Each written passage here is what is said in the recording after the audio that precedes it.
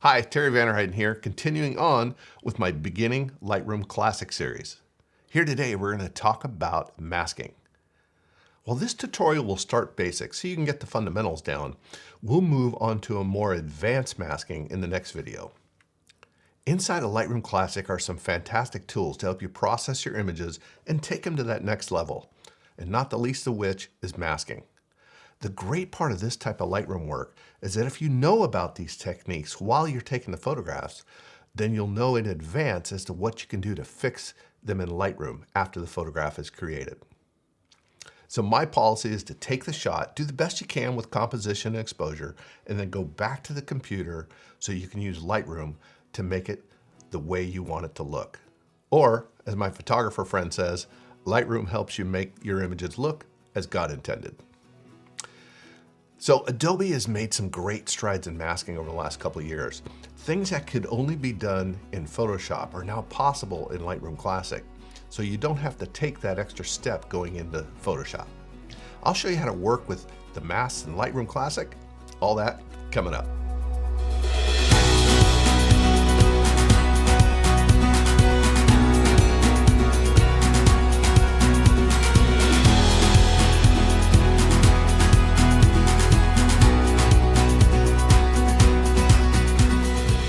All right, so here we are in Lightroom, and we see we've got it in library mode, so we can see a few pictures that we're doing.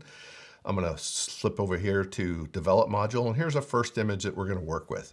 So in masking, when we're gonna be doing our masking and any of that kind of work that we're gonna do, you come across here, this is our guide that we usually use for any of our exposure controls. And all those exposure controls are always gonna be global inside of Lightroom. A little quick tip, if you double click on that word of whatever it is that you've done, you'll bring it back to 0. So that's an easy way to get back to where you started. But in this program, in the regular basic panel, you're going to end up doing global work. This is the mask panel, and this will allow you to create masks and do different things in masking that will affect an image in just parts of the image, and it's super handy. So what's this? Let's get started here with a simple mask. We'll use a radial gradient, and you'll see here, just as soon as we click on that, this mask dialog box comes up. And as we draw, click, and drag, you'll see that we've just made a red dot right out there. And that red dot signifies the mask. And you can see in this case that it's pretty soft and transparent, and it goes out to the outer edges and gets a little softer. That has to do with this dialog over here, and that's the feather. So if we bring it all the way over to 100%, then it's super soft. But if we bring it the other way, then it's just a dot. A little shortcut for you with masks is the H key on your keyboard. If you hit H, that'll bring up the details of your mask. You can grab that center dot and move the mask wherever you want it, even after you've done your corrections. So in this case, what we're going to do is first thing we're going to do is feather this out a little bit. I usually like to have it 50 or 60% so that the feather is a nice feather, so that whatever changes you made don't look quite so dramatic. So in this case here, this is another way to feather. This little red dot right underneath the center dot, you can drag that out and that will change the feather. So if you bring it all the way out, then it's going to be just a real firm dot. And in this case, it's going to be super soft. So you can have it somewhere wherever you want this fallout. Feather has to do with where it falls off to the end of the mask. The black dot, of course, is the dot that you can actually move your mask around. And then these handles on the side, can change the size. It'll make it a little bit more narrow or a little fatter, a little squatty, or whatever it is that you want to do. And then lastly, on the bottom here, you have this other little hangy little handle. And what that does when you grab it, you can then rotate the mask however you want. So now we know how to rotate the mask. We know how to change the size. And that way we can have any effect that we want to have done on that particular mask. So now, once we've got our mask going, we've got our mask, we can see it up here in the dialog box. And oh, by the way, this dialog box is movable. So if it's in your way, you can just drag it over to a different part of the frame so you can then work with it without it being in your way. We can see the mask right here, and then we're gonna go over here, and if we do any kind of change like darkening or lightening or whatever we want to do, that's gonna have to do with the exposure of inside the mask. So all of these same basic panel items that you have inside of the basic panel are now here, but it's only going to affect inside of this mask. So we're going to double click exposure, get that back to where it was. And what we want to do is we want to increase the highlights. We want to bring out the white of that waterfall. So let's bring that up, and we can also bring up the whites a little bit. Now, if we bring up the whites too much, you can see that it grabs whites and whatnot around. So we want to kind of just be subtle with that. Now, the way to do this, let's go ahead and zoom this up so we can see it a little bit better. You can hold down the space key and it gives you a little hand, and that you can move the whole image around. So in here, as we can see what we're doing, we can toggle this off and on a couple of different ways. So up here, we can hold this eyeball button down and that turns it off temporarily, your mask, the effects of your mask. Or you can come over here and click that and do the same exact thing. This one actually does all your masks. This one does just the mask that you're looking at. And you can also, if you want to globally look at before and after, hit the / button on your keyboard, and that shuts everything off. Gives you an idea what things look like. So that's a simple way to work with a radial gradient mask. So let's go back to fit. And we'll move this down here. We're going to make another mask. Now, likely, you'd probably say to make another mask, I'm going to go over here to the mask icon, but that no longer works. Once you have one mask going, now you have to add masks over here in the mask palette. So you'll see right here, create a new mask. So we create a new mask, and it's going to ask you what type of mask do you want. So you can go down through the subjects of what you want, and we're going to go on to linear gradient. So that's another basic type of a gradient mask. So we can take this, and now we can get a little plus sign up there, and we can click and drag, and you can see what it's doing. It's creating a gradient mask from dark to light.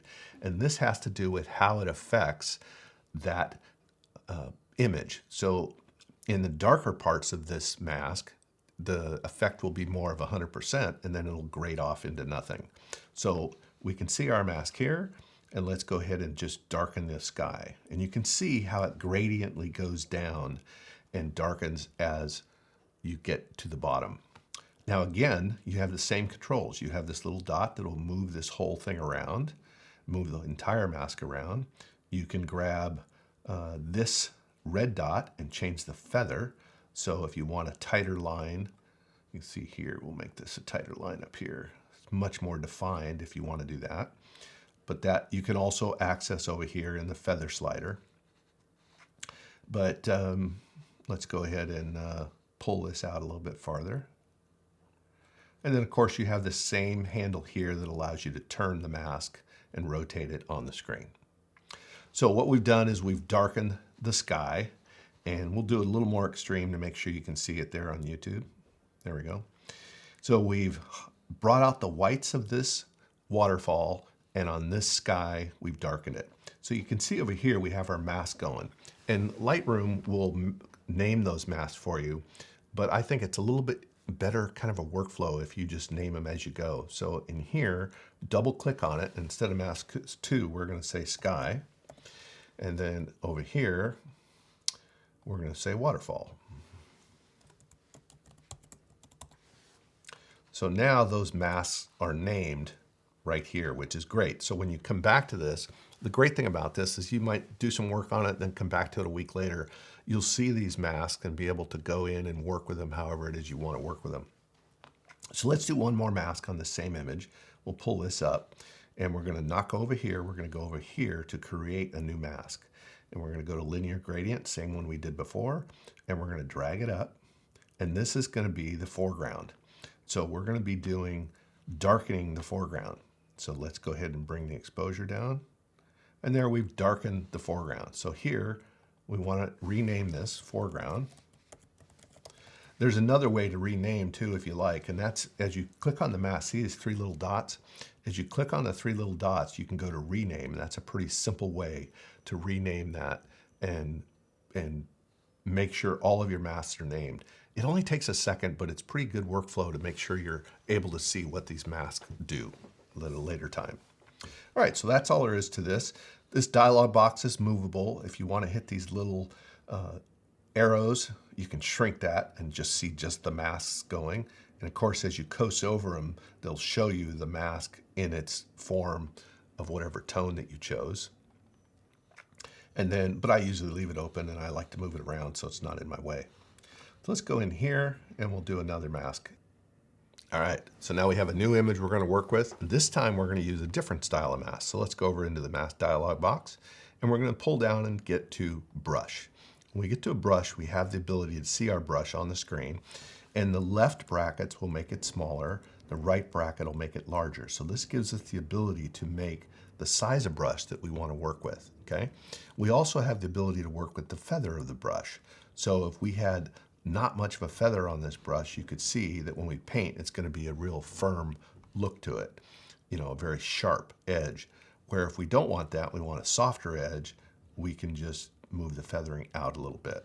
So I like a little bit of a feather on a brush because it just makes it a little bit easier when you're working with it. So here we go, we're going to paint in the trees. So let's go down here, we're going to paint in the trees. And then let's go across the tops of the trees.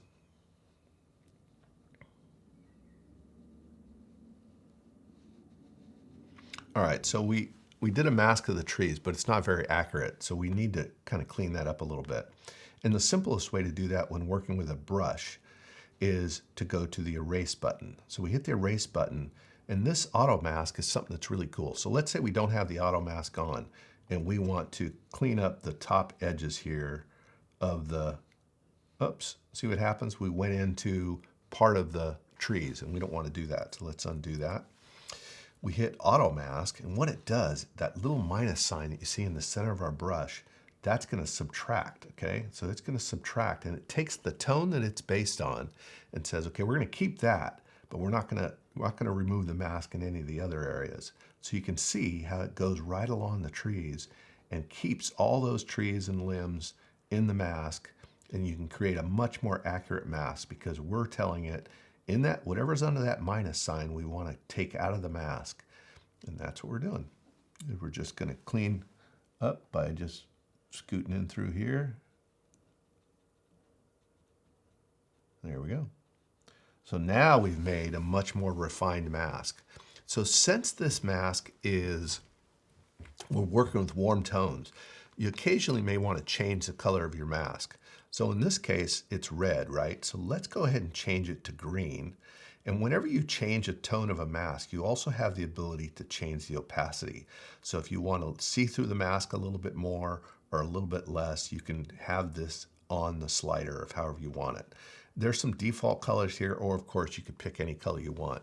So I usually try to pick a color that's contrasting with what it is I'm trying to do. And now we can see here that if we still continue to remove that mask, I went over a little bit, but I couldn't tell because of that red tone of the mask was blending in with the trees. So now we've got a pretty good mask of these trees, and now we can start doing some effects to those. So here's an exposure. We're going to go slide up the exposure of the trees. Another thing that we can do is change the temperature here. So we're going to make that a little warmer. But let's say we wanted to do something a little more intense. Let's go over here to color, the drop down right here. We click on the color bar. Now we get our color bar up. Now let's pick a color that we might like for instance, red or orange. Look at that. We've just intensified those trees of how that tone is. We're using the orange in it. Maybe we're going to saturate it up just a little bit. And now we've really enhanced those trees that were good looking, but they weren't as good as having, you know, brighter colors. Now, whenever you're working in masks, if you don't like the effect that you've done or it's a little too intense, you can go up here to the amount slider and slide it left or right to bring it back. So that's how we started. And then this is how you can bring it up to whatever intensity you want. Obviously, you don't want to go overboard, but that's a way that you can do it. So this gives us a really good idea of how to make a mask in more detailed of something in your image. So when you shot this image, you might say, wow, those trees look good, but it'd be better if they were a little brighter and a little more vibrant because maybe the light wasn't there yet. So this is a way that you can do that planning ahead on your images. So the other thing you can do in this is you can obviously name your mask. So let's go ahead here and we're going to name this trees. And now what we want to do is we want to do a mask that's going to affect all of this area. because if we went back into global and tried to do an effect, we're going to be doing the effect on the whole thing, including those trees. And that's not what we want. We want to go into our mask of everything but the trees. So we can go to this mask, hit on these three little dots, and pull down and say duplicate and invert the mask. So it's going to make us a brand new mask that's an actual opposite of what we just did. So you can see this is all the sky. So we don't have to go to a whole bunch of trouble to make this mask. We can just do an inverted mask. So we can double click on that. And also too, if you don't want to double click, you can hit these three dots and go to rename and then go sky. And now whatever we make an effect on is going to be on the sky itself. Look at that. We're able to darken down the sky. And now we've got a much more dramatic image. And a way that you can look at your images if you'd like, the backslash on your keyboard, that'll change it. And of course, H, the letter H will bring your masks back up and show you where you have mask. You can see the little dot right down there. There's also another thing that's kind of cool. This little question mark, if you click on that, this gives you some shortcuts to making masks that might be helpful. So check that out when you have time. Maybe you'll find some shortcuts that'll make your workflow even go a little bit faster. So again, you have the ability to move this little box around so it's not in your way. And you can see what you've done in this image from original to what we've done. Okay, so that gives us the ability to work with on a brush in our masking. So let's go ahead and change this back to red because that's usually the color that I use for most of my masking. And let's move on to another image. So here's an image of a hawk in the sky we're going to have some effect on. And here's also an image of some great blue herons that are in a nest. So one of the techniques that Lightroom has, it's called AI subject select. So when we hit the subject, it will select the subject by what it thinks is a subject using AI and make a mask for it. So pretty convenient, but unfortunately, it doesn't know what your actual subject is. It sees these birds, but also sees these bushes. It sees this background area, some other bushes here. So not really, while it works good, and I really encourage you to use it, it's not going to work all the time. So you're going to probably have to do some work with it. But on an image like this, if we want to come over to this image, you'll see that subject select works pretty darn good. I mean, that selected a pretty good shot of the bird, but you can tell because it's really defined against a very plain background. It's not going to confuse Lightroom at all. Although we can see down here in the talons, there's not the space there. So let's zoom this up. And we need to subtract from this mask. So hit subtract, and we're going to go to the brush tool, and we're going to use auto mask again. So that'll be clicked on. And then we're just going to go in here and subtract out that sky that was in between those talons. So now we've got a very defined mask of the hawk. So let's name that hawk. And we can see as we pull back that we've got a pretty good mask of this hawk. And now we can go in here and take and maybe move up our exposure just a little bit, but mainly we want to bring up the shadows underneath the bird. And we want to also bring up a little bit of saturation in those tones of the bird. So we've got a pretty good looking shot here, but we also want to affect that background because the background's a pretty boring blue. So let's go in and do the technique we did before. We're going to right click on those three dots and we're going to say duplicate and invert the mask. And now we've got a mask of just the sky. And now we can take and darken that down and really make that a much more highlighted. This says hawk inverted, but we're just going to call it sky. And now we have the ability to look at our mask and see exactly what we've done. We've affected, as you cross over these masks, or if you come over here, you'll see what the mask is, and you hover over this, you'll see what your actual masks are. So this gives us the ability in Lightroom to work with masks and have effects on our images that really were planned from the beginning. From when we photographed it, we wanted to say, oh, I'm going to take this picture because this hawk's obviously launching, but we want to take this picture and we know what we can do to fix it in the future. We're going to have the ability to come in and say, oh, I can lighten up those tones underneath those wings. So I'm not going to worry about the exposure now. I'm going to worry about getting the right proper exposure as best as I can. But then from then on, we're going to just do the rest of the work in Lightroom and have that as a plan. So in this video, you've learned how to get started using masks. You've learned how to create the mask and work with them. And on the next video in Lightroom masking, we're going to do some more advanced techniques. So you'll be learning even more about masking in Lightroom Classic. If you'd enjoyed this type of content, give it a thumbs up and make sure that you subscribe as I have more videos coming your way. Also, ring that little bell so you can be notified of my next video. That way, when I finish part 2 of Lightroom masking, YouTube will send you a little notification and you can go check it out. It'll make things pretty easy. I answer all my email myself, so send me a note if you'd like, and if you've got a question, I'll try to get back to you. I also answer all the comments in YouTube if anybody leaves a comment in the comment section. I'll leave a link for my contact info in the description below as well. Now, if you're interested in supporting the channel, simply share the videos with others. That's the quickest and easiest way to spread the word about what I'm trying to offer here. You always are welcome to head over to my website, imagelight.com, and check out my digital products pages where I have some helpful items like books and Lightroom presets that you might like. Thanks for watching, and until next time, this is Terry Vanderheiden.